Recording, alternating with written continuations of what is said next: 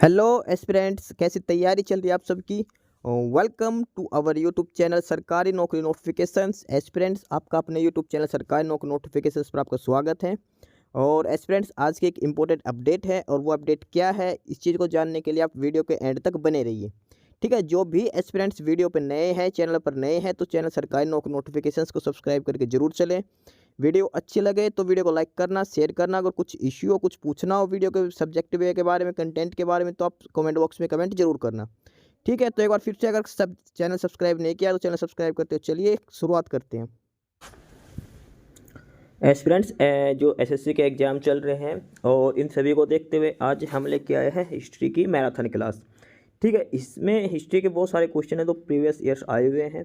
SSC के favourite question है सारे, ये एसएससी ने किसी ना किसी एग्जाम में पूछ रखे हैं और भी कोई अलग एग्जाम होने के द्वारा पूछे गए हैं। ठीक है, तो सारे PYQ हैं, प्रीवियस ईयर्स क्वेश्चन है, हिस्ट्री के हैं और इन्हीं में से सारे क्वेश्चन मोस्ट रिपीटेड क्वेश्चन होने के चांसेज हैं। ठीक है, जो अभी 1-2 दिन का एग्जाम चला है, जो अलग अलग शिफ्टों में हो रखे हैं, 4 से 5 शिफ्ट हो चुकी हैं, उनका एग्जाम रिव्यू देखते हुए एक बार ये क्लासेस देख लेते हैं। PYQ प्रीवियस ईयर क्वेश्चन ही बहुत ज़्यादा रिपीट हो रहे हैं। ठीक है, तो चलिए शुरुआत करते हैं ये हिस्ट्री के क्लास आज। और इसमें सारे हिस्ट्री का क्वेश्चन है जो रिपीटेड क्वेश्चन है। ठीक है, तो सबसे पहला क्वेश्चन है धोलावीरा एक पुरातात्विक स्थल यानी कि हड़प्पा का एक स्थल है। धोलावीरा किस समय अवधि से जुड़ा हुआ है? तो ये किससे जुड़ा हुआ है? सिंधु घाटी सभ्यता से। ठीक है, धोलावीरा किस सभ्यता से संबंधित है? सिंधु घाटी सभ्यता से जुड़ा हुआ है। ठीक है, उसके बाद अगला क्वेश्चन है कि हड़प्पा के लोग निम्नलिखित में भगवान में से किसकी पूजा नहीं करते थे? ये ध्यान रखना, क्वेश्चन अच्छे से जरूर पढ़ना, किसी क्वेश्चन में नहीं पूछा रखा तो ध्यान से देखना। ठीक है, हम जल्दबाजी में ऐसे ही निशान लगा देते हैं। तो इसमें देखो, शिव की पूजा करते थे, स्वास्तिक की पूजा करते थे, पक्षियों की पूजा, इसमें किसकी थी? भगवान विष्णु की पूजा नहीं करते थे। ठीक है, सिंधु घाटी सभ्यता के लोग, जो हड़प्पा के लोग थे, वो शिव विष्णु की पूजा नहीं करते थे। सिंधु घाटी सभ्यता किस युग की सभ्यता है? ये है कांस्य युग की सभ्यता। ठीक है, सिंधु घाटी सभ्यता कौन सा जानते हैं? कांस्य युग की सभ्यता के नाम से भी जाना जाता है। ठीक है, उसके बाद अगला है कि सिंधु घाटी सभ्यता की सबसे महत्वपूर्ण विशेषता क्या थी? सिंधु घाटी सभ्यता की सबसे महत्वपूर्ण विशेषता क्या थी? और यहाँ की विशेषता थी कि ईंट से बने हुए भवन थे। सिंधु घाटी सभ्यता में जो भवन बने हुए थे वो ग्रिड स्टाइल में थे, ऐसे आमने सामने। ठीक है, और वो ईंट से बने हुए भवन थे। अगला है कि यजुर्वेद में यजुर का अर्थ क्या है? काफ़ी इंपॉर्टेंट क्वेश्चन है। यजुर्वेद में यजुर का अर्थ क्या है? और यजुर का अर्थ है बलिदान। क्या अर्थ है? बलिदान। ठीक है, इसके बाद अगला है हड़प्पा सभ्यता 2500 BC के आसपास विकास किया था। आज उन्हें मतलब कौन सी जगह पर हड़प्पा सभ्यता जो 2500 BC से पहले जिसका आसपास हुआ था, तो ये कहाँ है? पश्चिमी भारत और पाकिस्तान के हिस्सों में है हड़प्पा सभ्यता। ठीक है, पश्चिमी भारत और पाकिस्तान में। ठीक है, हड़प्पा सभ्यता। उसके बाद नेक्स्ट है कि भारत का राष्ट्रीय आदर्श वाक्य सत्यमेव जयते, ये किस प्राचीन भारतीय शास्त्र से लिया गया? तो सत्यमेव जयते लिया गया है मुंडक उपनिषद से। ठीक है, मुंडक उपनिषद से लिया गया है सत्यमेव जयते, जो भारत का आदर्श वाक्य है। उसके बाद अगला है कि निम्नलिखित में से किस वेद में बीमारियों का उपचार दिया गया है? काफ़ी इंपॉर्टेंट क्वेश्चन है। किस वेद में बीमारियों का उपचार दिया गया है? और ये है अथर्ववेद में। अथर्ववेद में जादू टोना दिखाया गया है और ये बीमारियों का उपचार भी अथर्ववेद में ही बताया गया है। ठीक है, अगला है कि त्रिरत्न की अवधारणा किससे संबंधित है? कौन से धर्म में त्रिरत्न है? तो ये जैन धर्म और बौद्ध धर्म में। ठीक है, वैसे त्रिरत्न है, मेन तो जैन धर्म आएगा इसका, और बौद्ध धर्म में भी त्रिपिटक दे रखे हैं। ठीक है, तो जैन धर्म इसका सही आंसर है और बौद्ध धर्म भी सही है इसका। उसके बाद प्राचीन काल में अवध को किस नाम से जाना जाता था? अवध था कौशल नरेश। ठीक है, कौशल को अवध कहते थे। ठीक है, और इसके बाद अगला है बौद्ध तीर्थ स्थल दांत का मंदिर कहाँ स्थित है? जो बौद्ध का एक तीर्थ स्थल है दांत का मंदिर, ये दांत का मंदिर कहाँ पे है? श्रीलंका में। ठीक है, इसके बाद अगला क्वेश्चन है कि निम्नलिखित में से अनुसरण किए जाने वाले धर्म एवं उनकी पवित्र पुस्तकें कौन सी जोड़ी ऐसे, यानी कौन सा जोड़ा गलत है? ठीक है, तो इस्लाम धर्म में कुरान होती है। ठीक है, सिख धर्म में गुरु ग्रंथ साहिब होता है। ठीक है, ईसाई धर्म में बाइबल, लेकिन उपनिषद है ये हिंदू धर्म में होते हैं। जैन धर्म में बाइबल उपनिषद नहीं होते। ठीक है, तो ऑप्शन सी इसका सही आंसर हो जाएगा, इनकी ऑप्शन सी गलत जोड़ कर रखा है। उसके बाद अगला है कि बोरोबुडूर बौद्ध मंदिर कहाँ पे स्थित है? बोरोबुडूर बौद्ध मंदिर कहाँ स्थित है? और यह है इंडोनेशिया में। ठीक है, इसके बाद है बौद्ध संरचना धम्मेक स्तूप कहाँ पर है? बौद्ध संरचना धम्मेक स्तूप कहाँ पे है? और यह है सारनाथ में। धम्मेक स्तूप कहाँ पे है? सारनाथ में। ठीक है, उसके बाद अगला है कि गौतम बुद्ध को ज्ञान कहाँ पे प्राप्त हुआ था? गौतम गुप्त को कहाँ पे ज्ञान प्राप्त हुआ था? बोध गया में। कहाँ पे? बोध गया में। ठीक है। उसके बाद अगला है कि जहाँ यह मानते हैं कि भगवान बुद्ध ने अपना पहला उपदेश दिया था, उस स्मारक का नाम बताइए जिसे seat of the Holi Buddha भी कहा जाता है। तो ये था धमेक स्तूप जो सारनाथ में है। उसके ऊपर वाला क्वेश्चन भी ये था कि धमेक स्तूप कहाँ पे? सारनाथ में। और ये वहीं है जहाँ पे बुद्ध ने पहला अपना उपदेश सारनाथ में दिया था, और ये seat of the Holi Buddha ये धमेक स्तूप में है। ठीक है। इसके बाद अगला है कि भारत का सबसे बड़ा तथा दुनिया का सबसे बड़ा मठ तवांग मठ कहाँ पे स्थित है? तवांग मठ है अरुणाचल प्रदेश में। भारत का सबसे बड़ा, दुनिया का भी सबसे बड़ा जो मठ है वो है अरुणाचल प्रदेश में, तवांग मठ। उसका बाद अगला है कि कौन सा एक बुद्ध की शिक्षाओं का संग्रह है? तो बुद्ध की शिक्षाएं हैं त्रिपिटक में। ठीक है। सूत पिटक, विनय पिटक, ऐसे 3 पिटक है ये। इसमें बुद्ध की शिक्षाओं के बारे में बताया गया है। उसके बाद अगला है कि निम्न शब्द नीचे दिए गए 4 गुण दिए हैं, उनमें से 3 किसी एक तरीके से समान और एक अलग है, तो कौन सा है? तो ये है मंदिर हिंदू। ठीक है। हिंदू धर्म में सिर्फ मंदिरों में पूजा करते हैं ये, बाकी इनके ग्रंथ है ये तीनों। त्रिपिटक बौद्ध ग्रंथ की है, अवेस्ता पारसी की, तोरा यहूदी को, और ये हिंदू मंदिर है, पूजा स्थल का जगह है ये। ठीक है। ये ध्यान रख लेना, ये अलग है इसमें से। उसके बाद अगला कि भारत का एक धर्म जोरोएस्ट्रियन मुख्य रूप से किस राज्य में पाया जाता है? जोरोएस्ट्रियन किस राज्य में पाया जाता है? ठीक है। और तो ये मिलता है महाराष्ट्र में। कहाँ मिलता है? महाराष्ट्र में पाया जाता है। उसके बाद नेक्स्ट क्वेश्चन है क्वेश्चन नंबर 21। निम्नलिखित में कौन सा यहूदी धर्म से संबंधित है? तो यहूदी धर्म में तोरा जो अभी बताया था इनका ग्रंथ है यहूदी धर्म का तोरा। ठीक है। उसके बाद अगला है जैन अवेस्ता। जैन अवेस्ता किसके साथ, कौन से धर्म से जुड़ा हुआ है? यह है पारसी धर्म के साथ जुड़ा हुआ है जैन अवेस्ता। ठीक है। उसके बाद अगला है मौर्य वंश को किस वंश ने समाप्त किया? यानी कि मौर्य वंश के बाद कौन सा वंश आ गया था? शुंग वंश आया था। ठीक है। मौर्य वंश के बाद किस वंश का उदय हुआ था? शुंग वंश का। ठीक।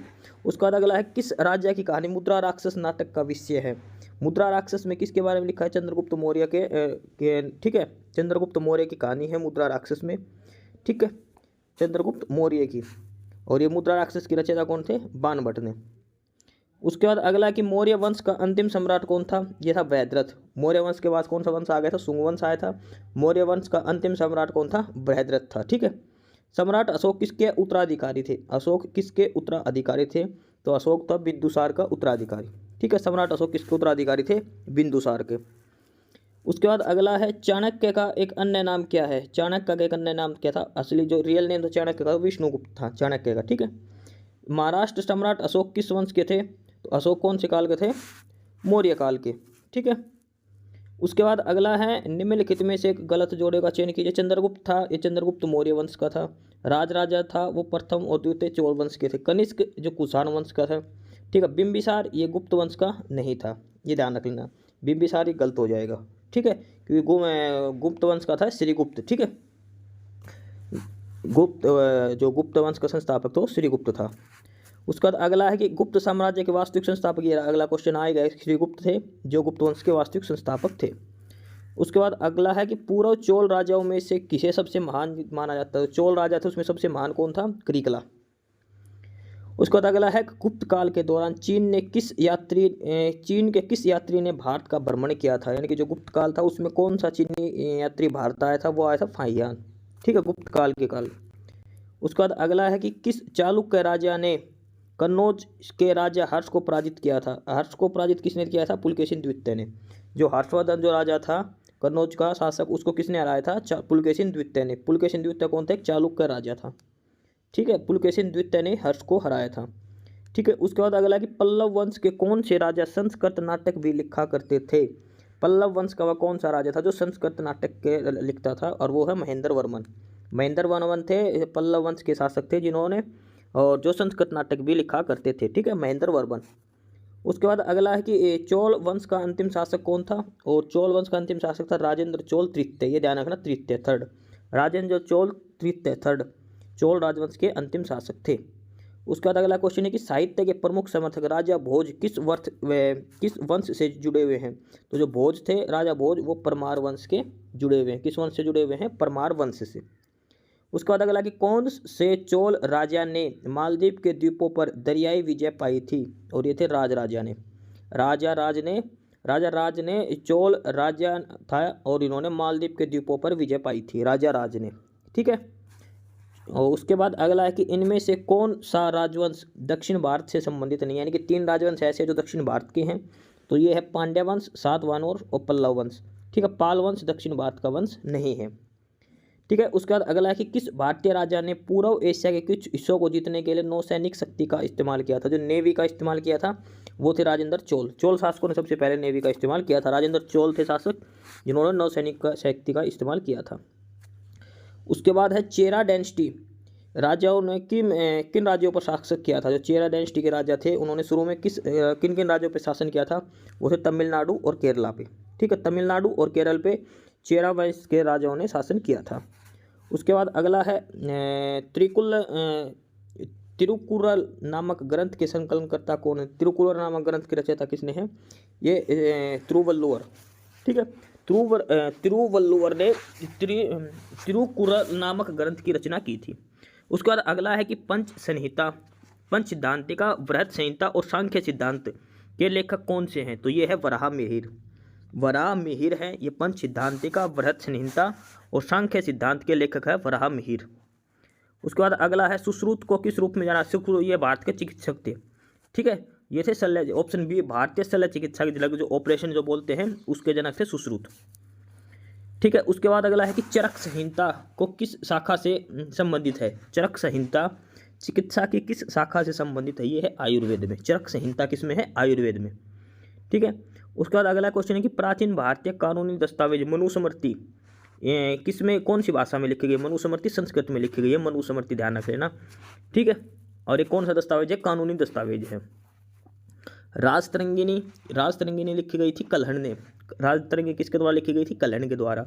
ठीक है, ये किन राज्य के राजाओं के बारे में वर्णन करती है, ये कश्मीर के बारे में बताती है। कश्मीर का इतिहास किसमें पता चलता है, कल्हण के द्वारा रचित राजतरंगिनी में। राजतरंगिनी की रचना किसने की थी, कल्हण ने। ठीक है, उसके बाद अगला है पंचतंत्र दंत कथाएं किसके द्वारा लिखी। पंचतंत्र की कथाएं लिखी गई हैं विष्णु शर्मा के द्वारा। पंचतंत्र की कहानियां हैं ये विष्णु शर्मा के द्वारा लिखी गई है।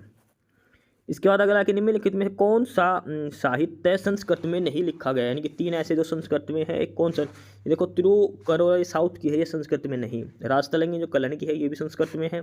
रत्नावली है ये भी संस्कृत में, और मेघदूत है ये भी संस्कृत में लिखी गई है।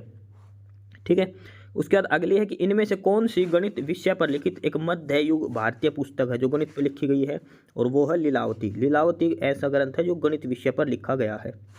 ठीक है, इसके बाद अगला है कि इनमें से कौन एक भारतीय गणितज्ञ थे। तो भारत का जो गणितज्ञ थे वो थे भास्कर। ठीक है, गणितज्ञ कौन थे, भास्कर। इसके बाद अगला क्वेश्चन है निम्नलिखित मंदिरों में से किसे यूरोपियन नाविकों द्वारा ब्लैक पकोड़ा भी कहा जाता था। जो ब्लैक पकोड़ा है वो भगवान सूर्यदेव को समर्पित है, और कौन सा मंदिर है ये, कोणार्क का सूर्य मंदिर, जिसे ब्लैक पकोड़ा भी कहा जाता है। ठीक है, इसके बाद अगला कि मनुस्मृति का अंग्रेजी में अनुवाद किसने किया था। ये सबसे इंपॉर्टेंट क्वेश्चन है। मनुस्मृति है ये संस्कृत में लिखे गए थे, और इसको इंग्लिश में किसने बनाया था, जॉर्ज बुलर ने। जॉर्ज बुलर ने इसका संस्कृत में अनुवाद किया था मनुस्मृति का। उसके बाद अगला क्वेश्चन है कि प्रसिद्ध सोमनाथ मंदिर कहाँ है। सोमनाथ मंदिर गुजरात में है, समुद्र के तट पे है। ठीक है, उसके बाद अगला है कोणार्क का जो सूर्य मंदिर जिसे ब्लैक पकोड़ा भी कहा जाता है, इसका निर्माण किसने करवाया था। ये थे नरसिंहदेव प्रथम। नरसिंहदेव प्रथम ने कोणार्क के सूर्य मंदिर का निर्माण करवाया था, इसे ब्लैक पकोड़ा भी कहा जाता है। ठीक है, इसके बाद अगला है बौद्ध गुफाओं के प्रसिद्ध कार्ले किस राज्य में स्थित हैं। जो बौद्ध गुफाओं के लिए प्रसिद्ध कार्ले किस राज्य में स्थित है, ये है महाराष्ट्र में। कहाँ पे है, महाराष्ट्र में। उसके बाद विमल शाह द्वारा निर्मित संगमरमर का मंदिर कौन सा है, और यह है दिलवाड़ा का जैन मंदिर। दिलवाड़ा का जो जैन मंदिर है वो विमल शाह द्वारा निर्मित संगमरमर का एक मंदिर है। ठीक है, और इसके बाद है मध्य प्रदेश में स्थित वैश्विक विरासत स्थल भीमबेटका। भीमबेटका की गुफाएं हैं वो किस चीज़ के लिए प्रसिद्ध है, तो ये है रॉक शेल्टर के लिए, पाषाण आश्रय के लिए। ठीक है, गुफाएं हो गई, तो ये भीमबेटका गुफाएं हैं यहाँ पे, तो ये गुफाओं के लिए, पाषाण जो पत्थर का युग है उस चीज़ के लिए। ठीक है, लास्ट है कि खजुराहो के स्मारक कहाँ पाए जाते हैं। खजुराहो के स्मारक कहाँ पाए जाते हैं, और खजुराहो के मंदिर कहाँ पे है, ये मध्य प्रदेश में है। खजुराहो की गुफाएं कहाँ पे हैं, मध्य प्रदेश में।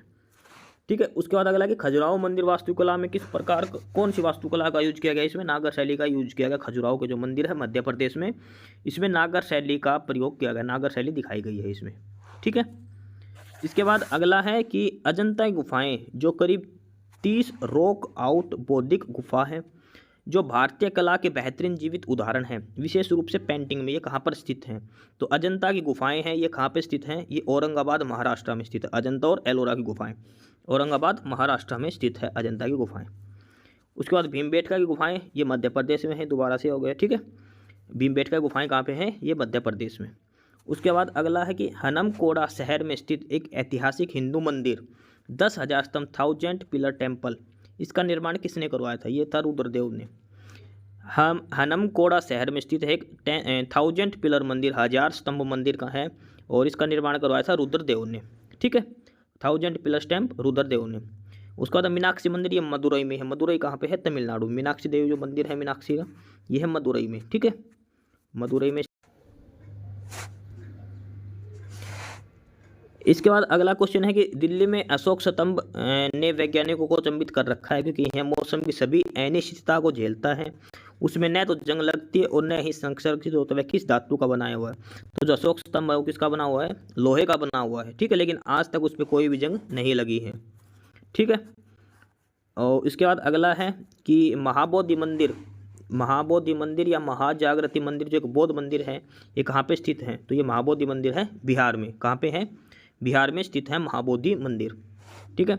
उसके बाद अगला क्वेश्चन है वो है कि महाराष्ट्र के औरंगाबाद जिले में अजंता की गुफाएं, जिनमें लगभग 30 चट्टानों काटकर बौद्ध गुफाएं बनाई गई थी, वो कितनी प्राचीन है?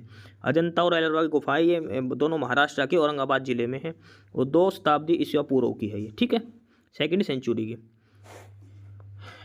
उसके बाद अगला है कि उस स्मारक का नाम बताइए जिसमें 9 हिंदू मंदिरों के एक प्रभावशाली श्रृंखला के साथ साथ एक उत्कृष्ट कृति के साथ एक जैन पवित्र स्थान विरूपाक्ष का मंदिर भी शामिल है, और यह कर्नाटक के बागलकोट में स्थित है। तो ये है पटक्कल के स्मारकों का समूह स्थल। पटडकल में स्मारकों का समूह स्थल है कर्नाटका में, ठीक है। यहाँ पे 9 हिंदू मंदिर और उसके साथ साथ एक जैन मंदिर भी है, और विरूपाक्ष मंदिर भी यहीं पे शामिल है, ठीक है। कहाँ पे है? ये कर्नाटक। कई बार ये आज से विरूपाक्ष मंदिर कहाँ पे है? तो सीधा आंसर हो जाएगा कर्नाटका में। विरूपाक्ष मंदिर कहाँ पे है? कर्नाटका में, ठीक है। उसके बाद अगला है वृहदेश्वर मंदिर, जो भगवान शिव का मंदिर है, वृहदेश्वर मंदिर, ठीक है। ये तमिलनाडु में स्थित है। वृहदेश्वर मंदिर कहाँ पे? तंजौर में। तंजौर कहाँ है? तमिलनाडु में, ठीक है। ये क्वेश्चन एक तो यहीं से बन जाता है कि वृहदेश्वर मंदिर कहाँ पे है? तमिलनाडु के तंजौर डिस्ट्रिक्ट में। कौन से भगवान को समर्पित है? ये शिव भगवान को समर्पित है। तो यह किस साम्राज्य के सिंहासन की शोभा बढ़ाने के लिए बनाया गया था? तो ये बनाया गया था चोल साम्राज्य के लिए, ठीक है। चोल साम्राज्य ने बनाया था वृहदेश्वर मंदिर, जो भगवान शिव का मंदिर है। ये तमिलनाडु के तंजौर जिले में है, ठीक है। इसके बाद अगला है कि निम्नलिखित में से किस राजा ने गंगईकोंडा चोलापुरम मंदिर का निर्माण किया था? तो ये थे राजराजा चोल प्रथम ने, राजेंद्र चोल प्रथम, ऑप्शन ए सही आंसर इसका। राजेंद्र चोल प्रथम ने गंगईकोंडा चोलापुरम मंदिर का निर्माण किया था, राजेंद्र चोल प्रथम ने। इसके बाद अगला है कि बौद्ध गुफाओं में से सबसे अच्छी संस्कृति गुफा कार्ले है। तो कार्ले गुफा है, ये कहाँ पे स्थित है? ये महाराष्ट्र में है। जो बौद्ध गुफा की है वो कार्ले महाराष्ट्र में स्थित है। इसके बाद अगला है कि निम्नलिखित में से किस साम्राज्य के दौरान, यानी कि किसका शासक था जब चेन्ना केशव मंदिर का निर्माण किया गया था? किनका शासक था? तो ये होयसाल डायनेस्टी का शासक था, होयसाल वंशज थे उस समय, ठीक है।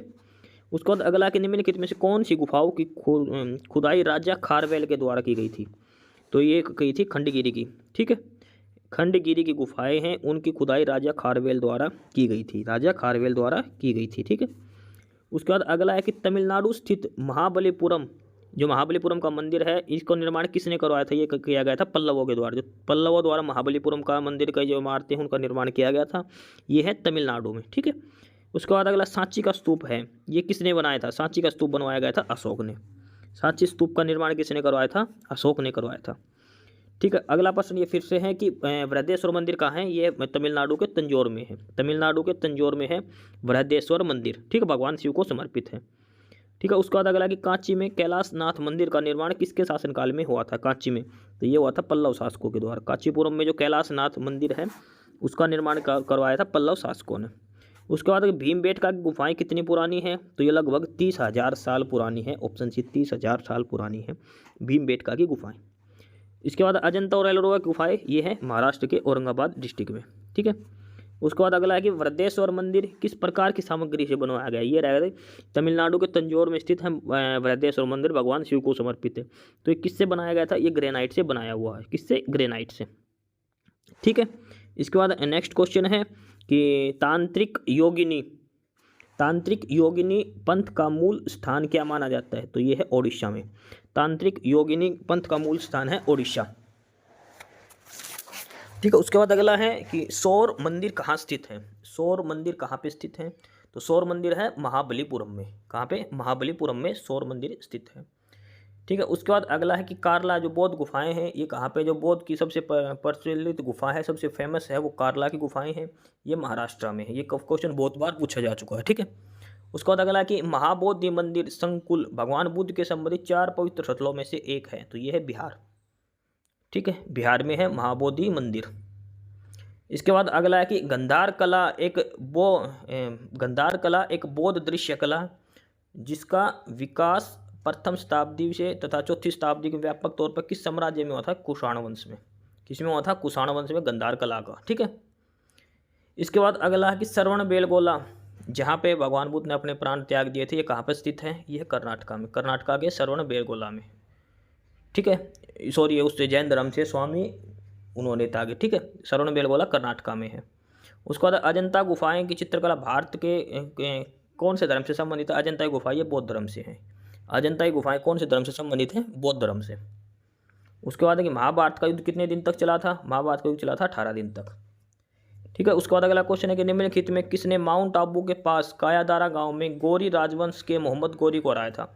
मोहम्मद गोरी को जिसने हराया था वो थे भीमदेव राजा भीम द्वितीय ने हराया था। भीमदेव सोलंकी द्वितीय ने। भीम सेकंड भी बोलते हैं इसको शॉर्ट में। भीम सेकंड जो भीम द्वितीय है उसने हराया था मोहम्मद गोरी को। ठीक है, भीम द्वितीय ने। अगला है कि सबसे पहले जो पहिए बने थे वो किस धातु से किससे बने थे? वो लकड़ी के बने थे। सबसे पहले जो पहिए बने थे वो लकड़ी के बने थे। अगला है कि खालिस्तान की अवधारणा अंधविश्वास भरी मान्यताओं पर आधारित हो रही है। सांप और सीढ़ी की अवधारणा है वो अंधविश्वास से भरी है। उसके बाद अगला है कि निम्नलिखित में से दिल्ली सल्तनत पर राज्य करने वाले, पहले तो गुलाम वंश आए थे, फिर तुगलक आए थे, गुलाम, फिर खिलजी, फिर तुगलक, फिर लोधी वंश और फिर मुगल आए थे। ठीक है, तो ऑप्शन बी इसका सही आंसर आ जाएगा। ठीक है, उसके बाद कामरूप का प्राचीन साम्राज्य किस राज्य में? कामरूप बोलते हैं असम को। ठीक, असम का जो पुराना नाम था वो कामरूप के नाम से भी जाना जाता, तो असम आ जाएगा। दास वंश की स्थापना किसने की थी? कुतुबुद्दीन ऐबक ने की थी। ठीक है, गुलाम वंश बोल देते हैं, फिर दास वंश बोल देते हैं, ये किसने की थी? कुतुबुद्दीन ऐबक ने गुलाम वंश की स्थापना की थी। इसके बाद अगला है कि किस वंश के शासकों को सुल्तान नहीं कहा जाता था? तो ये मुगल वंश थे। ठीक है, उसके बाद अगला कि 13वीं सदी में बख्तियार खिलजी ने बंगाल के किस राजा को पराजित किया था? बख्तियार खिलजी इसने बंगाल के किस राजा को पराजित किया था? तो वो था लक्ष्मण सेन को पराजित किया था बख्तियार खिलजी ने। उसके बाद दिल्ली सुल्तानत की एकमात्र महिला शासक वो है रजिया सुल्तान। ये क्वेश्चन काफ़ी बार पूछा गया। रजिया सुल्तान एकमात्र है महिला शासक दिल्ली सल्तनत की। उसके बाद 2.5 दिन का झोपड़ा ये है अजमेर में। 2.5 दिन का झोपड़ा कहाँ पे स्थित है? अजमेर में है। उसके बाद अगला कि मोहम्मद बिन तुगलक दिल्ली में अपनी राजधानी किस स्थान पर बदली? तो मोहम्मद बिन तुगलक दिल्ली से अपनी राजधानी कहाँ ले गया था? दौलताबाद। ठीक है, दौलताबाद। मोहम्मद बिन तुगलक को पढ़ा लिखा अनपढ़ भी नाम की भी संज्ञा दी गई है। उसके बाद है कि भारतीय इस्लामी शिल्पकला जो कुतुब मीनार और अलाई दरवाजा जैसे स्मारकों में दृष्टिगोचर भारत के किस युग से संबंधित हैं? तो ये है दिल्ली सल्तनत के समय की बात है। ये कुतुब मीनार और अलाई दरवाजा दिल्ली सल्तनत में। उसके बाद अगला क्वेश्चन है कि कुतुब मीनार जो दुनिया की सबसे ऊंची ईंटों की मीनार है, इसका निर्माण 1193 में दिल्ली सल्तनत के किस संस्थापक के आदेशों पर हुआ था? तो ऐसा कुतुबुद्दीन ऐबक ने जो है कुतुब मीनार का निर्माण शुरू करवाया था। ठीक है, इल्तुतमिश में इसने इसे पूरा करवाया था। कुतुबुद्दीन ऐबक ने इसे शुरू करवाया था। इसके बाद अगला है कि अहमदनगर की किस रानी ने बादशाह अकबर का विरोध किया था? अहमदनगर की किस रानी ने बादशाह अकबर का विरोध किया था? तो वो थी चांद बीबी ने। ठीक है, इसके बाद अगला क्वेश्चन है कि प्लेग उन्मूलन की याद में मोहम्मद कुली कुतुब शाह द्वारा निर्मित स्मारक कौन सा है? कौन सी मीनार बनाई गई थी? 4 मीनार है, ये हैदराबाद में बनवाई गई थी। और ये किसके द्वारा बनाई गई थी? मोहम्मद कुली कुतुब शाह ने। क्यों? क्योंकि प्लेग हो रखा था, प्लेग उन्मूलन की याद में। 4 मीनार हैदराबाद में मोहम्मद कुली कुतुब शाह द्वारा बनाई गई थी। इसके बाद टावर ऑफ विक्ट्री यानी कि विजय स्तंभ ये कहाँ पे स्थित है? तो विजय स्तंभ कहाँ पे है? राजस्थान में स्थित है। कहाँ पे स्थित है? राजस्थान में स्थित है। इसके बाद अगला क्वेश्चन है कि दिल्ली स्थित जंतर मंतर का निर्माण किस महाराजा ने करवाया था? जो दिल्ली में जो जंतर मंतर है उसका निर्माण किस महाराजा ने करवाया था? जयपुर के जयसिंह द्वितीय के द्वारा। दिल्ली स्थित जंतर मंतर का निर्माण करवाया था जयपुर के जयसिंह द्वितीय के द्वारा। एक जंतर मंतर मंदिर वहाँ, एक जंतर मंतर जो स्थान है वो जयपुर में भी है, ये भी ध्यान रख लेना। ठीक है, दिल्ली वाले की बात है तो जयपुर के जयसिंह द्वितीय द्वारा दिल्ली में स्थित जंतर मंतर का निर्माण करवाया गया था। अगला है कि महाराजा सवाई जयसिंह द्वारा निर्मित जंतर मंतर क्या है। ठीक है, तो ये है एक खगोलीय वेधशाला है। खगोलीय वेधशाला क्योंकि जो जंतर मंतर जगह है वहाँ पे सूरज की किरणों से समय का पता लगता है। ठीक है, जो जंतर मंतर है, और यह है महाराजा सवाई जयसिंह के द्वारा बनाए गए थे। खगोलीय वेधशाला, एस्ट्रोनॉमिकल ऑब्जर्वेटरी। इसके बाद अगला है कि वह ऐतिहासिक जगह सुने जो ग्वालियर मध्य प्रदेश में नहीं है। यानी कि 3 जगह ऐसी है जो ग्वालियर मध्य प्रदेश में है और 1 जगह ऐसी है जो नहीं है। तो देखो, जय विलास महल ये भी ग्वालियर में, रानी लक्ष्मीबाई की समाधि ये कहाँ है, ये भी ग्वालियर में है। ठीक है, और जो दिल्ली का मंदिर है ये भी ग्वालियर मध्य प्रदेश में स्थित है। गोलकोंडा का किला है ये ग्वालियर में नहीं है। ठीक है, ऑप्शन सी इसका राइट आंसर हो जाएगा। इसके बाद अगला क्वेश्चन है कि चित्तौड़गढ़ किस वंश की राजधानी थी। तो चित्तौड़गढ़ सिसोदिया वंश की राजधानी थी। चित्तौड़गढ़ किस वंश की राजधानी थी, सिसोदिया वंश की राजधानी थी। इसके बाद अगला है कि कितने शहरों में महाराजा जयसिंह द्वितीय ने जंतर मंतर का निर्माण करवाया था। 5 शहर थे। जंतर मंतर का निर्माण 5 शहर में करवाया था महाराजा जयसिंह द्वितीय ने, जिसमें से एक दिल्ली भी है, जयपुर भी है। ठीक है, उसके बाद अगला कि गोलकोंडा का, इसके बाद अगला है कि गोलकोंडा किला किसने बनवाया था। तो ये आएगा काकतीय राजवंश ने बनवाया था।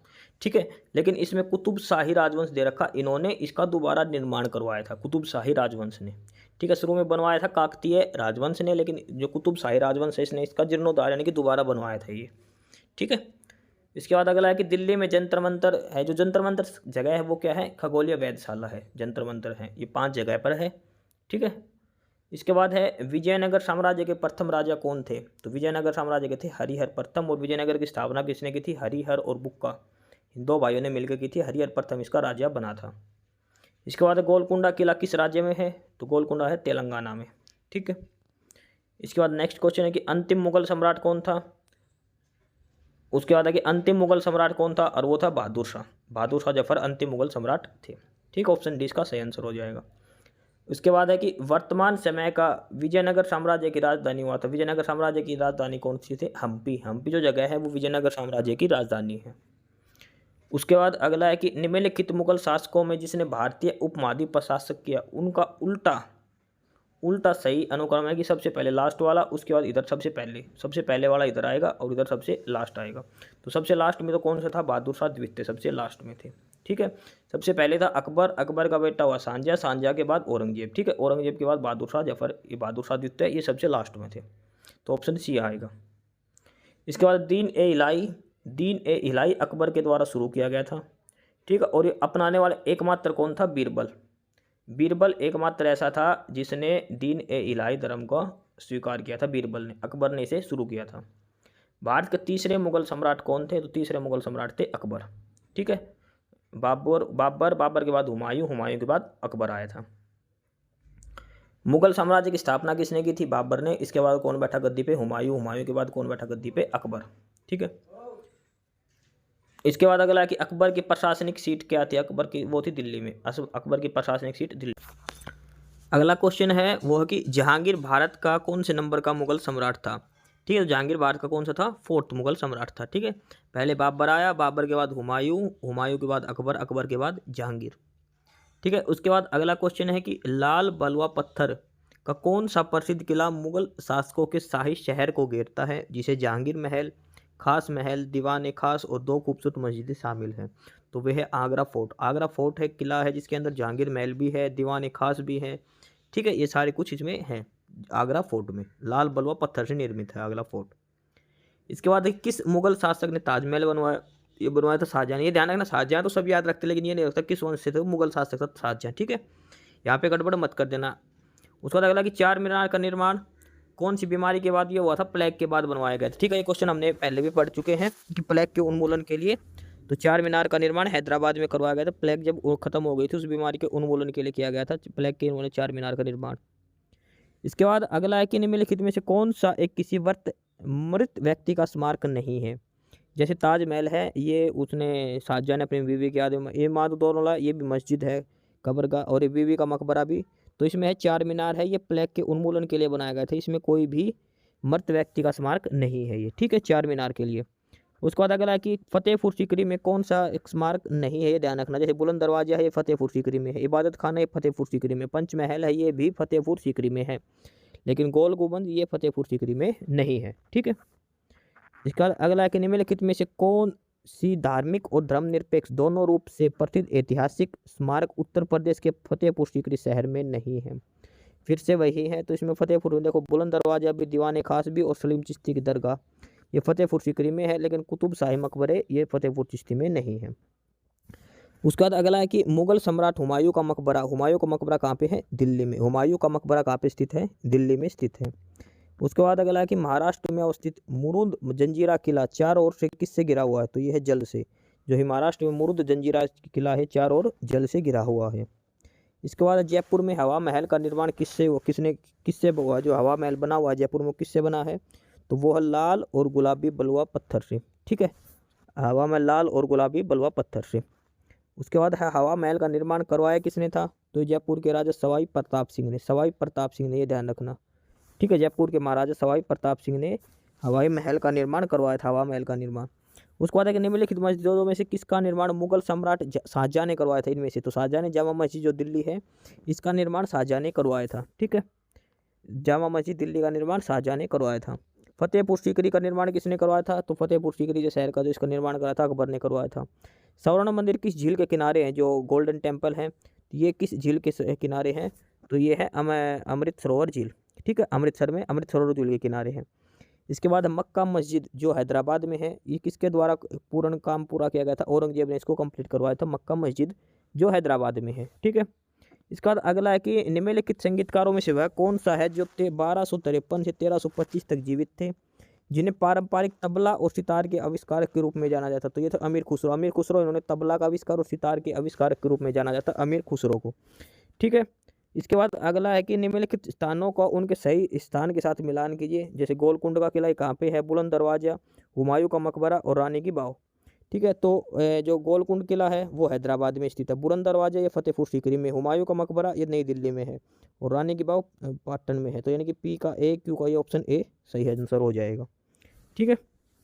इसके बाद अगला है कि भारत में अपने नियंत्रण को बढ़ाने हेतु ब्रिटिश और भारतीयों के बीच कई युद्ध लड़े, परंतु इनमें से कौन सा युद्ध शामिल नहीं था, एंग्लो मराठा युद्ध था, एंग्लो मैसूर और एंग्लो सिख, लेकिन एंग्लो बांग्ला युद्ध इसमें शामिल नहीं थे, ठीक है, ये अलग से था। इसके बाद अगला है कि 1505 में भारत के पहले पुर्तगाली वायसराय द्वारा कौन से किले का निर्माण किया गया था, तो पुर्तगालियों द्वारा जो पहला किला बनाया गया था वो था Saint Angelo Fort, Saint Angelo Fort, ठीक है। 1505 में पुर्तगालियों द्वारा निर्मित यह पहला किला था भारत में, सेंट एंजेलो फोर्ट। उसके बाद ब्रिटिश ईस्ट इंडिया कंपनी ने खुद को भारत में कब स्थापित किया था, तो ये आई थी 1600 से 1612 में, 12 साल में उन्होंने स्थापित कर लिया था। भारत में ईस्ट इंडिया कंपनी की सत्ता जमाने से पहले भारत किसके बड़े मुलायम कपड़ों का निर्यात करता था, सबसे पहले भारत में सूती और रेशम के कपड़ों का निर्माण होता था, उसके बाद ईस्ट इंडिया ने कंपनी बाद में स्थापित की थी, ठीक है। इसके बाद अगला कि निम्नलिखित में से किस आंदोलन ने गोवा में पुर्तगाली राज्य को समाप्त करने में महत्वपूर्ण, गोवा पे पुर्तगालियों का शासक था, लेकिन किस आंदोलन के दौरान गोवा में पुर्तगाली राज्य को समाप्त करने में महत्वपूर्ण भूमिका निभाई, और वो था गोवा मुक्ति आंदोलन, गोवा लिबरेशन आंदोलन, ठीक है। इसके बाद अगला है कि अंग्रेजी ईस्ट इंडिया कंपनी को किस नाम से जाना जाता था, तो ये थी जॉन कंपनी, जॉन कंपनी के नाम से भी अंग्रेजी ईस्ट इंडिया कंपनी को जाना जाता था।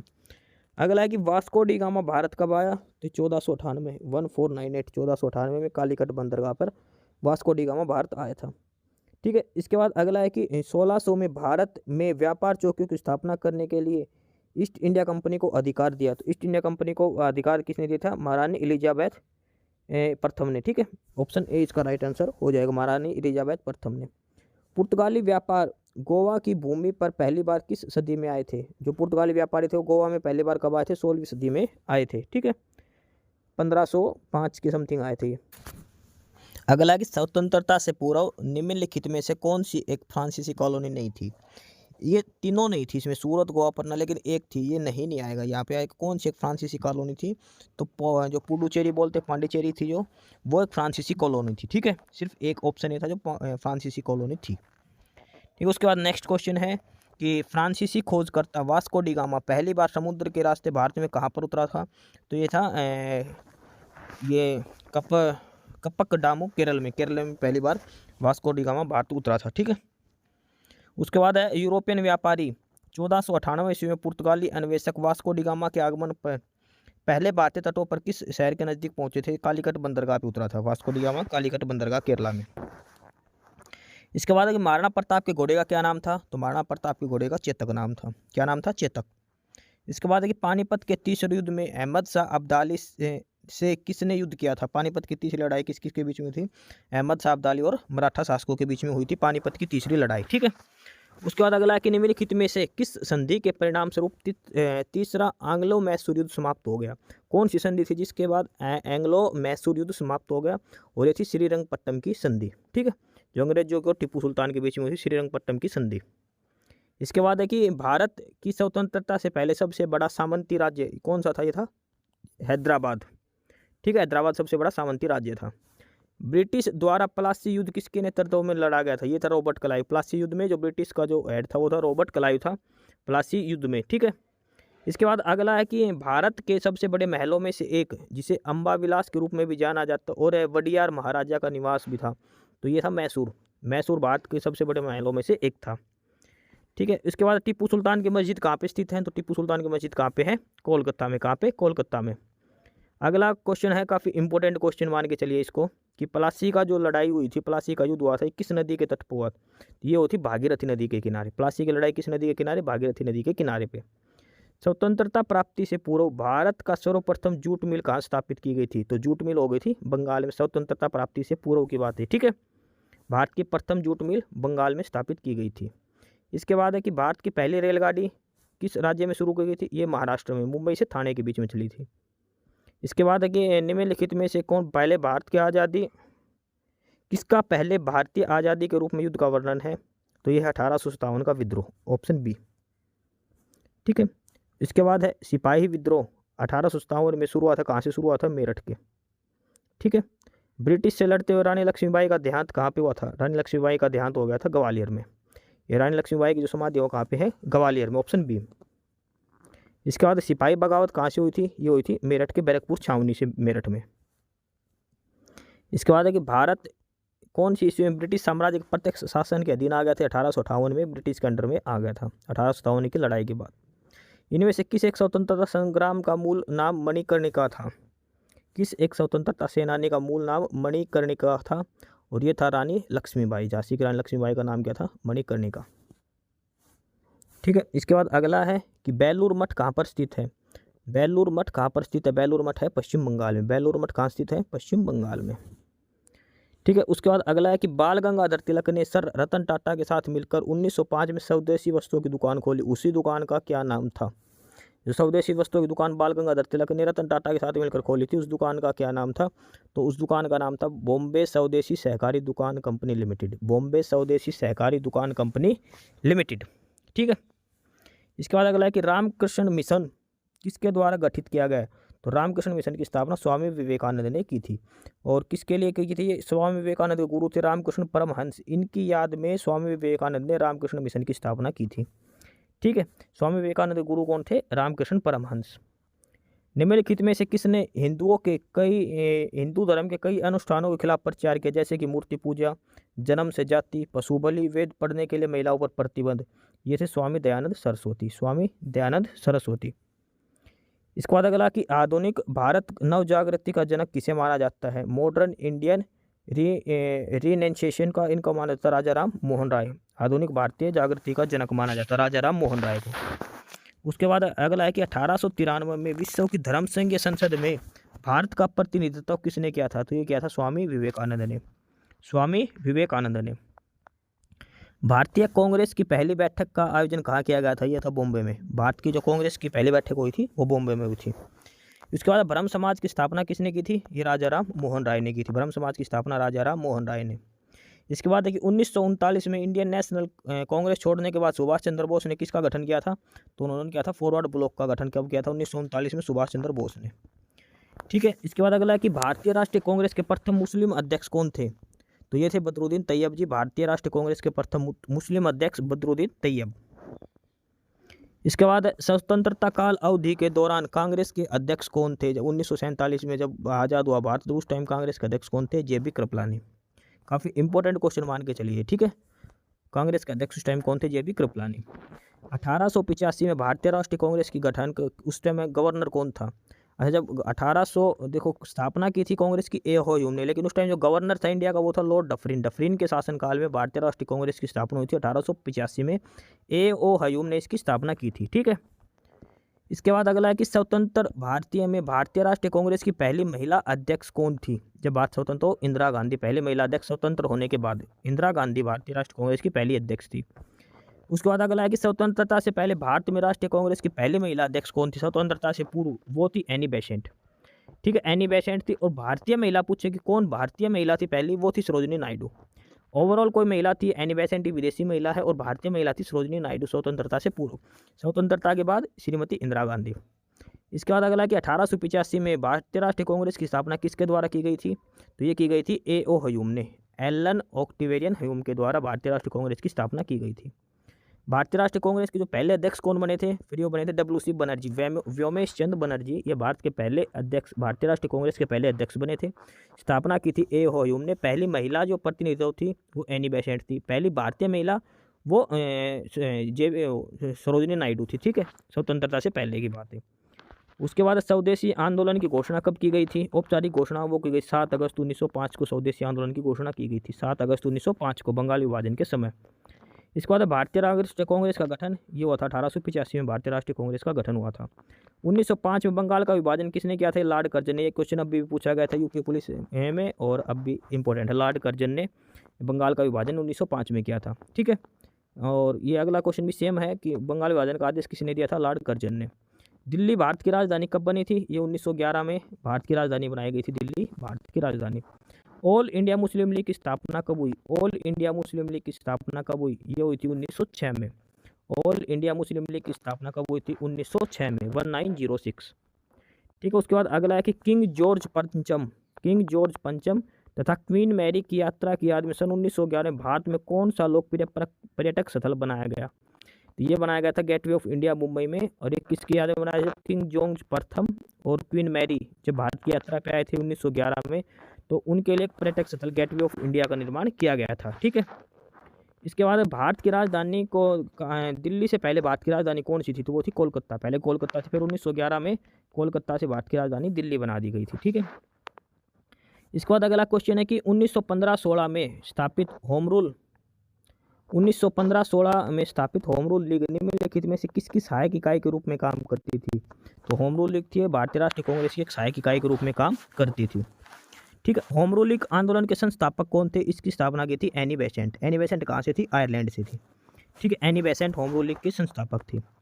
काकोरी ट्रेन जो डकैती हुई थी वो कब हुई थी? वो 1925 में हुई थी। काकोरी ट्रेन जो डकैती हुई थी 1925 में हुई थी, ठीक है।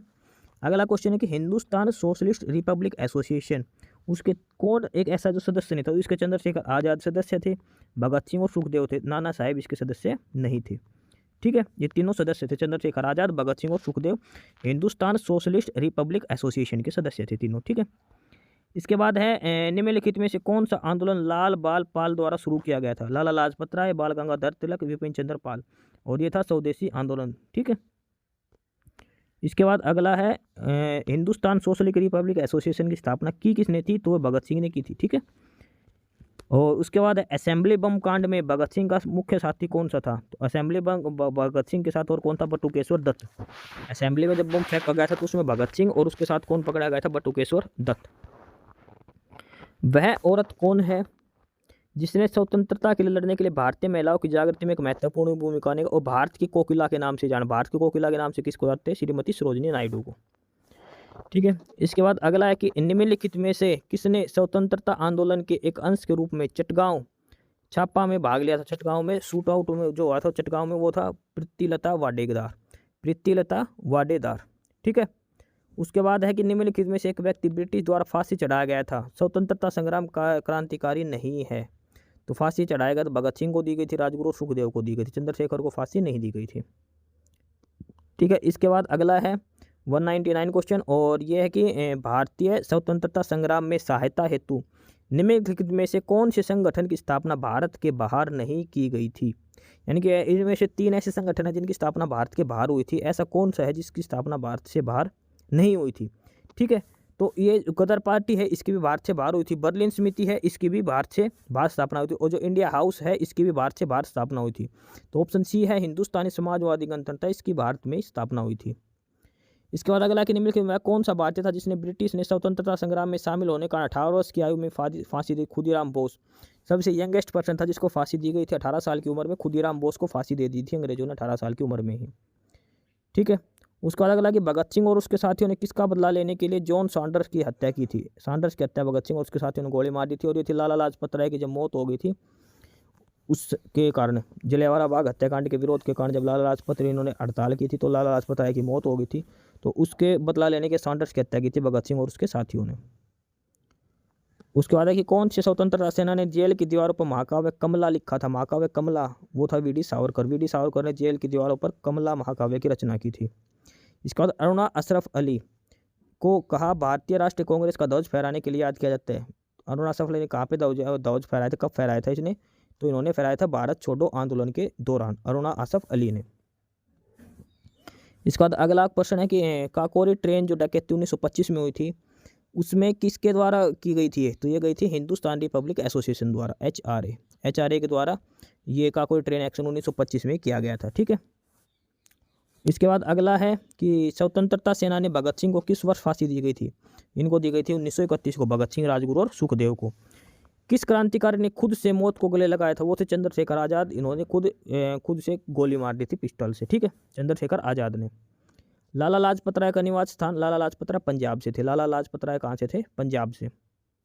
ठीक है, इसके बाद अगला है कि विपिन चंद्र पाल सहित 3 लोकप्रिय थे, लाल बाल पाल। तो कौन से थे, लाला लाजपत राय, विपिन चंद्र पाल और बाल गंगाधर तिलक। लाल बाल पाल ये गर्म दल के नेता होते, नरम दल और गर्म दल। गर्म दल में 3 थे, लाल बाल पाल, लाला लाजपत राय, विपिन चंद्र पाल और बाल गंगाधर तिलक। ठीक है, तो ऑप्शन 20 का सही आंसर हो जाएगा।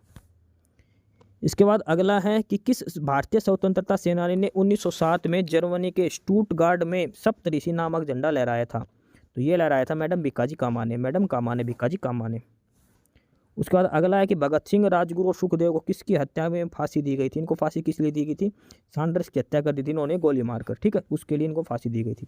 रोलेक्ट एक्ट किस वर्ष पारित किया गया था, ये 1919 में। रोलेक्ट एक्ट पारित किया गया था 1919 में।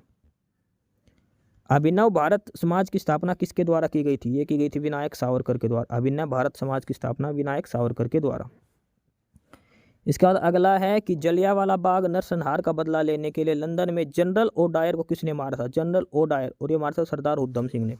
उधम सिंह ने लंदन में जाके जनरल ओ डायर को मारा था। ठीक है, रोलेक्ट एक्ट किस वर्ष पारित हुआ था, 1919 में। इसके बाद अगला है कि जलियांवाला बाग हत्याकांड का आदेश किसने किया था, ये था mic O Dyer. Mic O Dyer ने वो गोली चलाने का आदेश दिया था। ठीक है, और ये कर्नल वहाँ के उस टाइम कौन था, रेजिनॉल्ड डायर था। सॉरी, ये कर्नल रेजिनॉल्ड डायर था, इसने आदेश दिया था। और माइक ओ डायर की हत्या की थी उधम सिंह ने लंदन में जाके। जलियांवाला बाग नरसंहार किस टाइम हुआ था, ये 1919 में घटित हुआ। जलियांवाला बाग हत्याकांड 1919 में। निम्नलिखित में से स्वराज्य पार्टी के संस्थापकों में से कौन से थे। स्वराज्य पार्टी की स्थापना मोतीलाल नेहरू, चित्तरंजन दास इन्होंने की थी। ठीक है, किस त्योहार के दिन जलियांवाला बाग हत्याकांड हुआ था, ये था बैसाखी के त्यौहार के दिन। बैसाखी थी उस दिन जिस दिन जलियांवाला बाग हत्याकांड हुआ था। बारदोली सत्याग्रह का नेतृत्व किसने किया था, तो बारदोली सत्याग्रह का सरदार वल्लभ भाई पटेल ने। स्वराज्य पार्टी के संस्थापक कौन थे, स्वराज्य पार्टी के संस्थापक थे मोतीलाल नेहरू। स्वराज्य पार्टी के संस्थापक कौन थे, मोतीलाल नेहरू। भारत छोड़ो आंदोलन महात्मा गांधी द्वारा कब शुरू किया गया था, तो भारत छोड़ो आंदोलन कब शुरू हुआ था, 8 अगस्त 1900।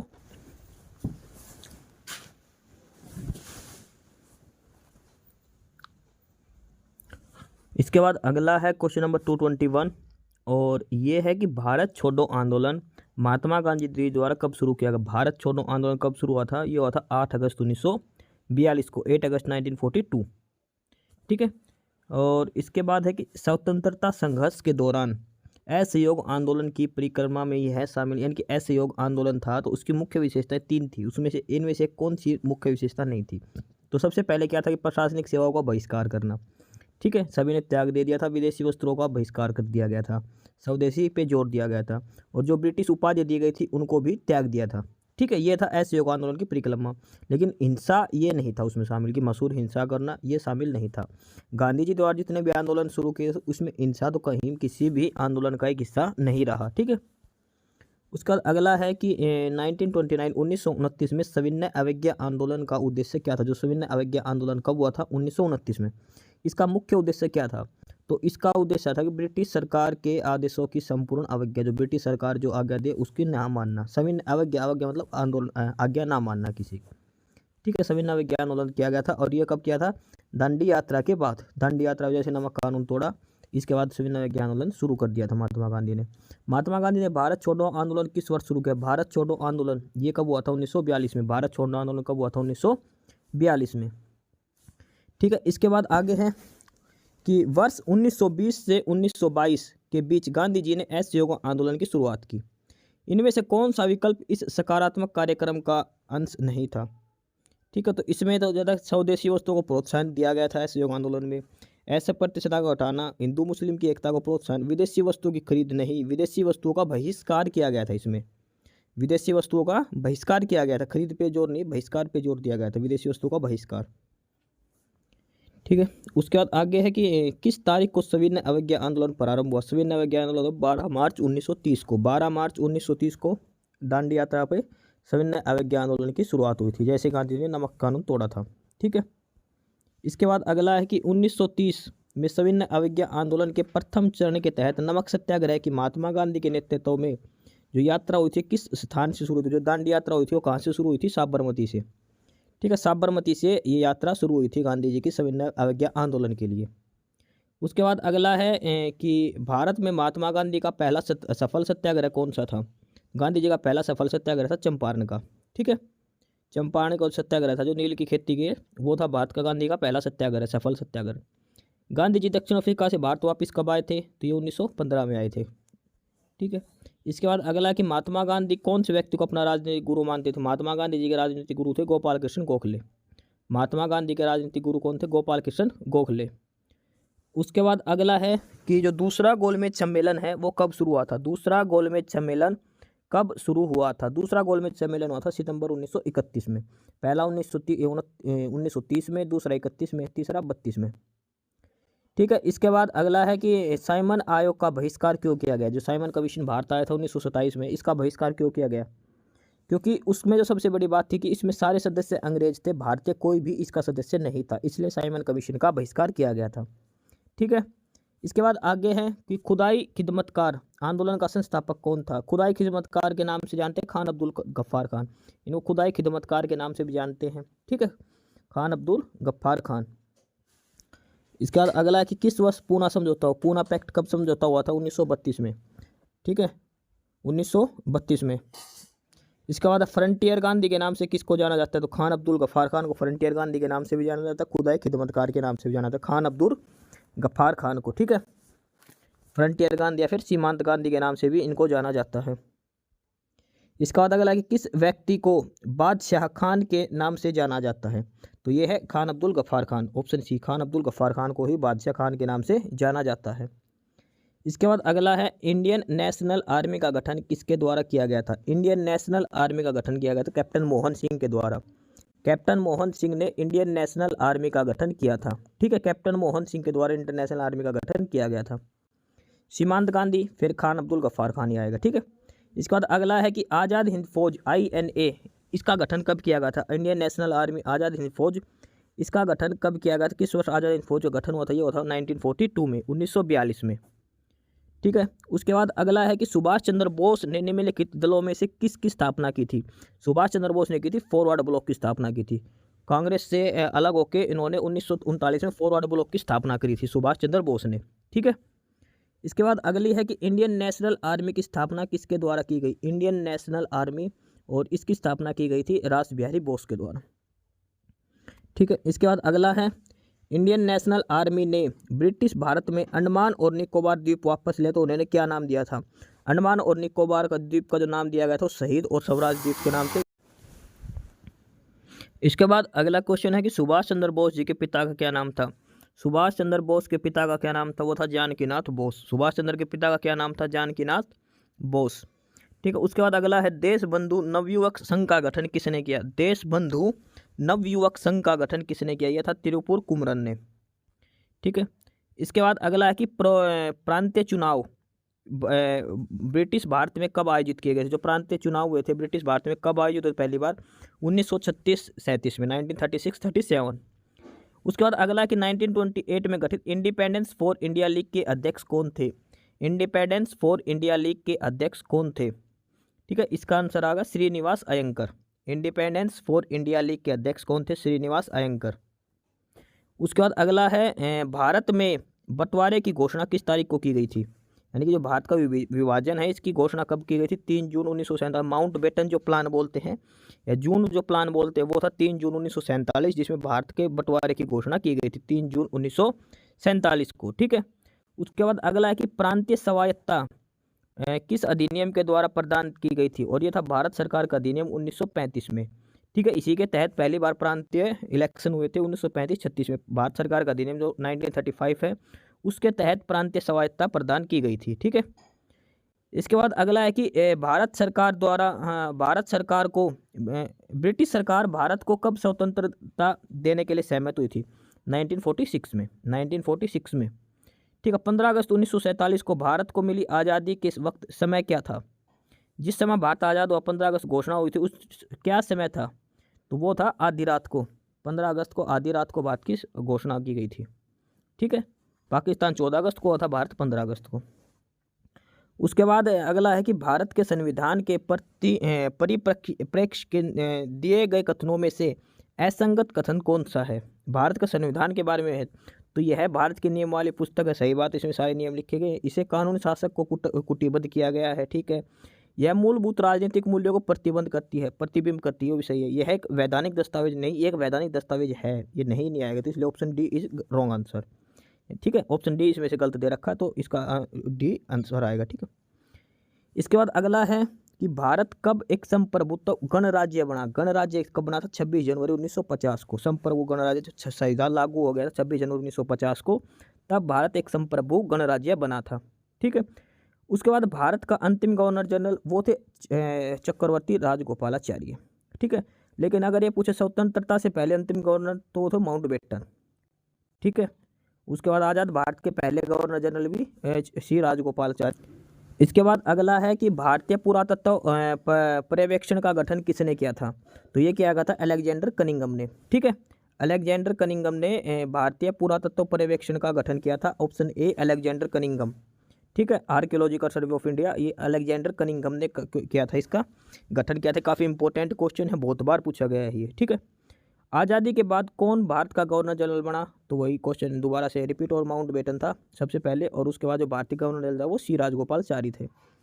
निम्नलिखित में से भारत में सिविल सेवा का जनक किसे माना जाता है? ये काफ़ी इंपॉर्टेंट क्वेश्चन है, बहुत बारी। सिविल सेवा का जनक किसे माना जाता है? तो लॉर्ड कॉर्नवालिस। सिविल सेवा का जनक किसे माना जाता है? लॉर्ड कॉर्नवालिस को। ठीक है। डॉक्ट्राइन ऑफ स्लैब्स की नीति ये किसने बनाई थी? डलहौजी ने। डॉक्ट्राइन ऑफ स्लैब्स की नीति या फिर हड़प की नीति बोलते हैं, तो ये बनाई थी डलहौजी ने। ठीक है। और इसका ऑप्शन सी आएगा, डलहौजी ने। इसके बाद अगला क्वेश्चन है कि भारतीय संविधान के अस्तित्व में आने से पहले भारत का आखिरी गवर्नर जनरल कौन था? तो ये था श्री राजगोपालाचारी। यानी कि 26 जनवरी 1950 से पहले भारत का गवर्नर जनरल कौन था? श्री राजगोपालाचारी। ठीक है। स्वतंत्र भारत के गवर्नर जनरल कौन थे? लॉर्ड माउंटबेटन थे।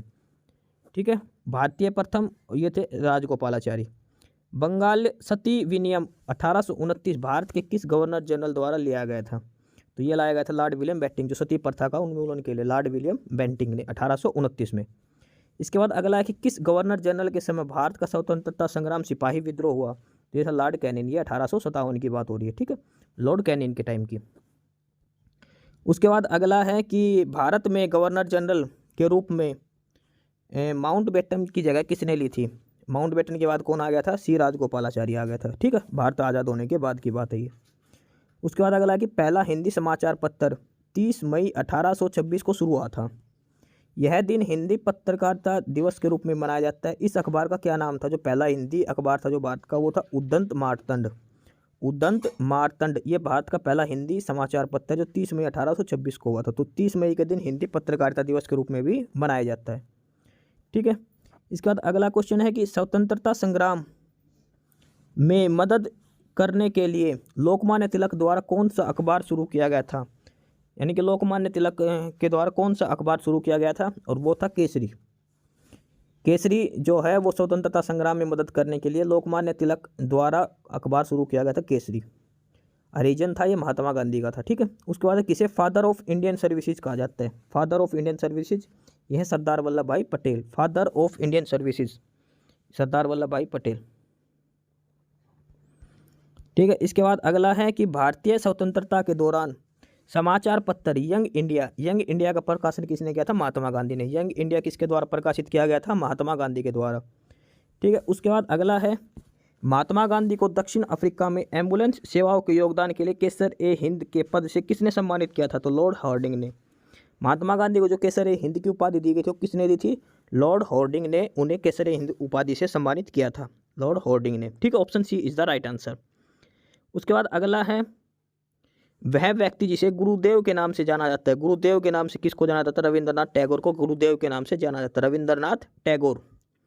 उसके बाद अगला है कि रविंद्रनाथ टैगोर को गुरुदेव की उपाधि किसने दी, तो ये उपाधि उनको महात्मा गांधी ने दी थी। रविंद्रनाथ टैगोर को गुरुदेव की उपाधि किसने दी थी, महात्मा गांधी ने। ठीक है, उसके बाद अगला है कि गांधी को ब्रिटिश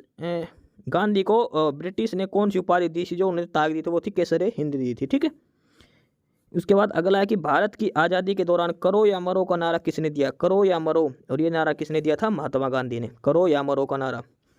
इसके बाद अगला है कि तुम मुझे खून दो और मैं तुम्हें आज़ादी दूंगा, यह नारा किसने दिया था। तुम मुझे खून दो मैं तुम्हें आज़ादी दूंगा, यह नारा किसके द्वारा दिया गया था, ये नारा दिया गया था सुभाष चंद्र बोस ने।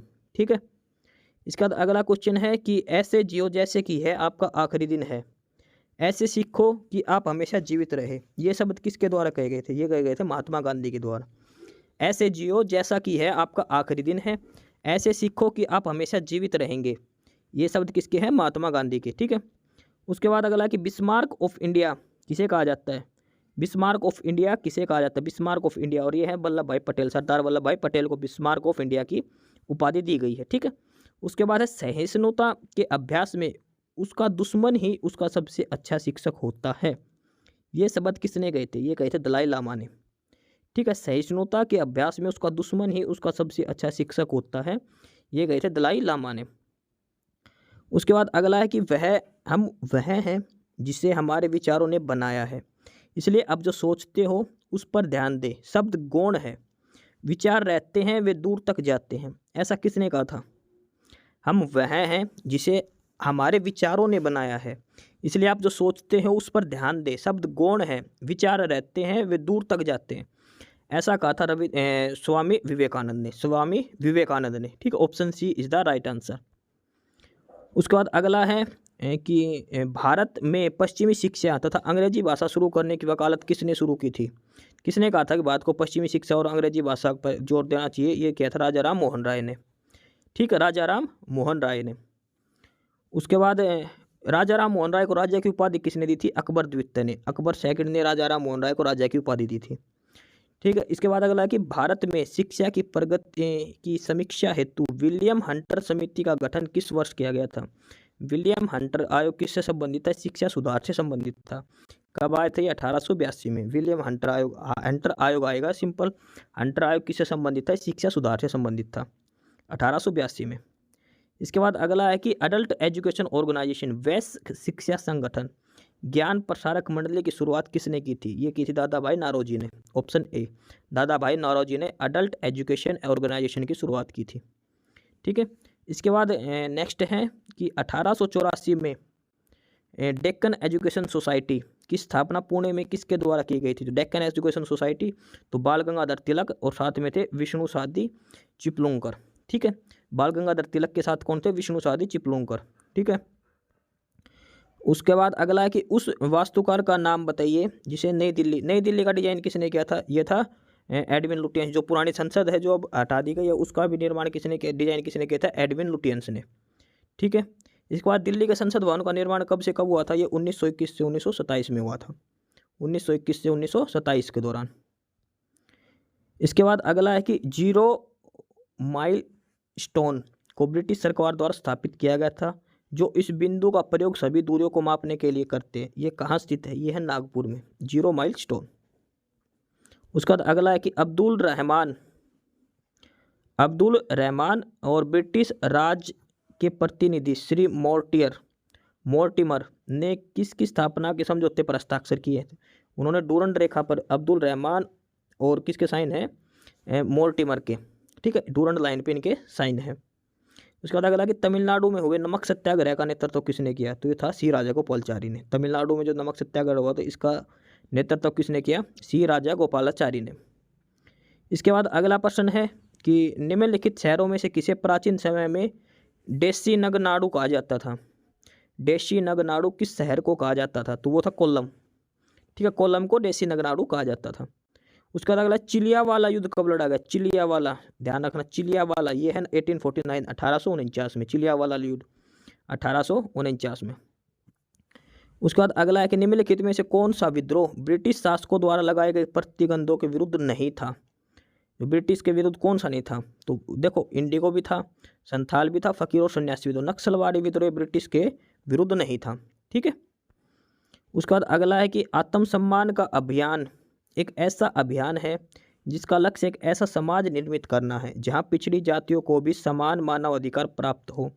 इसकी शुरुआत किसने की थी? तो ये थी E.V. रामस्वामी ने, ठीक है, E.V. रामस्वामी ने। इसके बाद अगला कि 1866 में ईस्ट इंडिया संघ की स्थापना किसने की? ईस्ट इंडिया संघ की स्थापना की थी दादा भाई नौरोजी ने, ठीक है। ये यूपीएससी का क्वेश्चन है, यूपीएससी सीडीएस में, दादा भाई नौरोजी। उसके बाद भारत तो पाकिस्तान के 3 बार कौन सी साल में नहीं थे? 1947 में तो अलग होता है, वो थे 1965, 1971, 1962 में भारत का और चीन का युद्ध हुआ था, 1962 में भारत और चीन का हुआ था, ठीक है। भारत की स्वतंत्रता के बाद गोवा किसके अधीन था? गोवा पुर्तगालियों के अधीन था, ठीक है, गोवा पे पुर्तगालियों का शासन था उस टाइम भी। 1971 से पहले भारत पाकिस्तान का युद्ध कब हुआ था? 1971 से पहले 1965 में हुआ था। उसके बाद है कि चार्ल्स विल्किंसन का भगवत गीता का अंग्रेजी में संस्कृत किस वर्ष? देखो, भगवत गीता को इंग्लिश में किसने ट्रांसलेट किया था? ये था चार्ल्स विल्किंसन। और किस वर्ष प्रकाशित हुआ था? ये 1785, 1785 में, ठीक है। भगवत गीता को इंग्लिश में किसने ट्रांसलेट किया था? चार्ल्स विल्किंसन ने, 1785। उसके बाद अगला कि निम्नलिखित में से कौन सा एक समूह से संबंधित नहीं है? बुलंद दरवाजे, Agra fort, gateway of India और जोधाबाई का महल। जो बुलंद दरवाजे फतेहपुर सीकरी, आगरा महल, आगरा फोर्ट ये फतेहपुर सीकरी में, जोधाबाई का महल ये भी फतेहपुर सीकरी में, गेटवे ऑफ इंडिया ये मुंबई में। तो ऑप्शन सी अलग है इसमें, ठीक है। भारत और पाकिस्तान के युद्ध के बाद ताशकंद समझौता की घोषणा, मतलब कौन से युद्ध था जब ताशकंद समझौता हुआ था? तो ताशकंद समझौता था 1965 के युद्ध के बाद। भारत के प्रधानमंत्री कौन थे? लाल बहादुर शास्त्री। ताशकंद समझौते की बात है, ठीक है। बांग्लादेश को किस देश से स्वतंत्रता मिली थी? पाकिस्तान से। बांग्लादेश पहले पाकिस्तान का हिस्सा था, पूर्वी का पाकिस्तान के नाम से जाना जाता था बांग्लादेश को। उसके बाद अगला है कि पहला एंग्लो बर्मा युद्ध कब हुआ? एंग्लो बर्मा युद्ध कब हुआ? तो पहला एंग्लो बर्मा युद्ध हुआ था 1824 से 1826, 1824 टू 1826 एंग्लो बर्मा युद्ध। बांग्लादेश कब लोकतंत्र बना, संसदीय लोकतंत्र बना? ये बना था जनवरी 1972 में, जनवरी 1972 में, ठीक है। उसके बाद अगला है कि भारत पाकिस्तान युद्ध में जो करगिल का युद्ध था उसमें का कोड नाम क्या था? उसका कोड नाम क्या था? जो भारत और पाकिस्तान का जो कारगिल का युद्ध हुआ था उसका कोड नाम क्या था? तो वो था ऑपरेशन विजय। ऑपरेशन विजय कौन सा था? इंडिया और पाकिस्तान का जो कारगिल की लड़ाई थी उसमें ऑपरेशन विजय। भारत सरकार अधिनियम 1919 के साथ क्या सच नहीं है? क्या सच नहीं है? ये ध्यान रखना, नहीं वाले क्वेश्चन बहुत ज़्यादा पूछ रखे हैं। अधिनियम की एक अलग प्रस्तावना थी। इस अधिनियम में केंद्रीय विधानमंडल को द्विसदनीय बनाया गया, ये भी ठीक है, ये सबसे इंपॉर्टेंट लाइन है इसकी। केंद्रीय विधानमंडल को द्विसदनीय किस अधिनियम के तहत बनाया गया था? वो था भारत सरकार अधिनियम 1919। अधिनियम में भारत लोक सेवा आयोग प्रदान किया, ठीक है। अधिनियम 1920 वर्ष के लिए नहीं, ये 10 वर्ष के लिए ही आवंटित किया गया था, 1919 से 1929 तक, ठीक है। Option D is the right answer इसका। भारत और पाकिस्तान के बीच युद्ध विराम को LOC में कब परिवर्तित किया गया था? तो LOC बनी थी 1972, 1972 में, ठीक है। उसके बाद अगला है कि निम्नलिखित में से वह दार्शनिक प्रणाली कौन सी है जो केवल उसे मान्यता देती है जिसे वैज्ञानिक रूप से सत्यापित किया जा सकता है या जिसका तार्किक या गणितीय सत्यापन संभव है, और इस तरह तत्व मीमांसा तथा आस्तिक वाद को अस्वीकार करता है? तो ये है निश्चयात्मकता, निश्चयात्मकता। उसको लगा कि शिमला समझौता 1972 में जो हुआ था उस पे किस किस के साइन थे? तो उस पे थे इंदिरा गांधी और भुट्टो के, जेड ए भुट्टो के। ठीक है, इंदिरा गांधी जी और जेड ए भुट्टो के। भूटान पर कूच बिहार के एक राजा, ये था संगदिल्प, द्वारा शासन या नियंत्रण कब किया गया था? तो भूटान पर शासन हुआ था 7वीं ईस्वी के आसपास। Option A is the right answer. ठीक है, उसके बाद अगला है 1907 में भूटान के वंशज को शासक के रूप में कौन था? 1907 में भूटान का शासक ये था उंगेंग वांगचुक। ठीक है, ये भूटान। अगला जो क्वेश्चन है कि बर्लिन की दीवार को किस वर्ष ध्वस्त किया गया था? बर्लिन की दीवार थी, उसको किस वर्ष तोड़ा गया था? 1989 में। किस देश को स्वतंत्रता दिवस 4 जनवरी को मनाया जाता है? तो ये है म्यांमार, बर्मा का स्वतंत्रता दिवस 4 जनवरी को मनाया जाता है। बर्लिन की दीवार को 1989 में ध्वस्त कर दिया गया था। ठीक है, इसके बाद अगला है कि 2005 में अहिंसक क्रांतिकारियों की जिस श्रृंखला ने जॉर्जिया, यूक्रेन, किर्गिस्तान और लेबनान में सरकारों को उखाड़ फेंका, कौन सी क्रांति थी उस टाइम? वो थी रंगीन क्रांति। रंगीन क्रांति 2005 में आई थी। ठीक है, लेबनान, जॉर्जिया, किर्गिस्तान और यूक्रेन में। इसके बाद अगला है कि 1337 से 1453, 100 वर्षों से भी अधिक समय तक किन के बीच युद्ध चलता रहा? कौन सा युद्ध था जो 100 साल से ज़्यादा चला था? ये था इंग्लैंड और फ्रांस के मध्य। इंग्लैंड और फ्रांस के बीच जो लड़ाई थी 1337 से 1453 तक चली थी। ठीक है, उसके बाद अगला कि वांगचुक वंश के कौन से राजा भूटान राज्य के वर्तमान अधिपति सम्राट हैं? तो ये हैं जिंगमे खेसर नामग्याल। इसके बाद अगला है कि द्वितीय विश्व युद्ध में दुश्मनों की पनडुब्बियों को ट्रैक करने के लिए विकसित औद्योगिक प्रौद्योगिकी कौन सी टेक्निक यूज की गई थी? जो सेकंड वर्ल्ड वॉर हुआ था, दुश्मन की पनडुब्बियां थी उनको ट्रैक करने के लिए, वो था sonar system, SONAR, sonar system. ठीक है, उसके बाद अगला है कि टेराकोटा आर्मी, जो टेराकोटा की मूर्तियों का एक संग्रह है, किस देश के पहले सम्राट की सेनाओं को दर्शाता है? टेराकोटा आर्मी, और ये है चीन के लिए। ठीक है, टेराकोटा आर्मी किसके दर्शाते हैं? चीन के लिए। उसके बाद अगला है कि श्रीलंका का पहला क्या नाम था? पुराना नाम सिलोन। ठीक है, किस वर्ष डोमिनेशन ऑफ सिलोन के रूप में मान्यता मिला? मतलब कब आज़ाद हुआ था श्रीलंका? 1948 में। ये ध्यान रखना, सिलोन था पहले, फिर उसका नाम दिया था डोमिनियन ऑफ सिलोन, बाद में श्रीलंका कहा जाता है इसको सिलोन। चीन की विशाल जो ग्रेट वॉल ऑफ चाइना, इसका निर्माण किसने किया था? चीन की दीवार का निर्माण किसने किया था? तो ये थे क्वीन शी हुआंग, इन्हें चीन की दीवार का निर्माण किया था। उसके बाद किस देश ने वर्ष 1986 में यूनाइटेड किंगडम का शासक औपचारिक रूप से समाप्त हुआ था? यानी कि यूके से कौन सा देश आज़ाद हुआ था 1986 में? वो था ऑस्ट्रेलिया। ठीक है, उसके बाद आगे है 317। अगला क्वेश्चन है कि अफगानिस्तान पर किसने विजय हासिल करने के बाद वह अकमेनिड साम्राज्य बन गया था? ये था पर्शियन के डेरियस प्रथम के द्वारा। ठीक है, इसके बाद अगला कि श्रीलंका को आज़ादी कब मिली थी? श्रीलंका आज़ाद हुआ था 1948 में। ठीक है, 1948 में। उसके बाद अगला है कि महारानी एलिजाबेथ द्वितीय हाल ही में ब्रिटेन की सबसे लंबे समय तक सम्राट बन गई। इससे पहले कौन था? तो वो थी महारानी विक्टोरिया। पहले महारानी विक्टोरिया थी, अब कौन बन गई? एलिजाबेथ सेकंड है जो सबसे ज़्यादा टाइम तक सम्राट बनी है। इसके बाद अगला क्वेश्चन है कि 1971 में स्वतंत्रता की घोषणा के बाद बांग्लादेश के प्रथम, जब बांग्लादेश आज़ाद हुआ 1971 में, तो पहला प्रधानमंत्री कौन था? तो वो थे शेख मुजीबुर रहमान। ठीक है, श्रीलंका में अधिकांश लोग कौन से धर्म मानते हैं? तो श्रीलंका में कौन सा धर्म है? बौद्ध धर्म के। ठीक है, अब ये लास्ट क्वेश्चन है अपनी मैराथन क्लास का आज का, और वो है कि विश्व के जो प्रजातांत्रिक देश है, तो किस देश का संविधान सबसे लंबा और विस्तृत है? तो वह भारत ओबियसली। ठीक है, तो ये क्वेश्चन थे हमारे हिस्ट्री के। ठीक है, ये सारे क्वेश्चन हैं, 322 क्वेश्चन है, ये सारे रिपीटेड क्वेश्चन हैं, ये मोस्टली SSC के एग्जाम्स में पूछे गए हैं। ठीक है, साथ के साथ ये रेलवे के एग्जाम में पूछे गए हैं, और एयरफोर्स वगैरह जो भी एग्जाम है, तो मोस्टली SSC के एग्जाम्स में। ठीक है, तो इन्हीं क्वेश्चन में से सिलेक्टेड क्वेश्चन है जो बार बार घुमा फिरा के यही क्वेश्चन पूछे जाते हैं। ठीक है, तो जो भी कैंडिडेट्स ये PDF देखते हैं, मतलब अगर PDF चाहिए तो आप कमेंट बॉक्स में कमेंट कर देना, आपको PDF भी प्रोवाइड करवा दी जाएगी।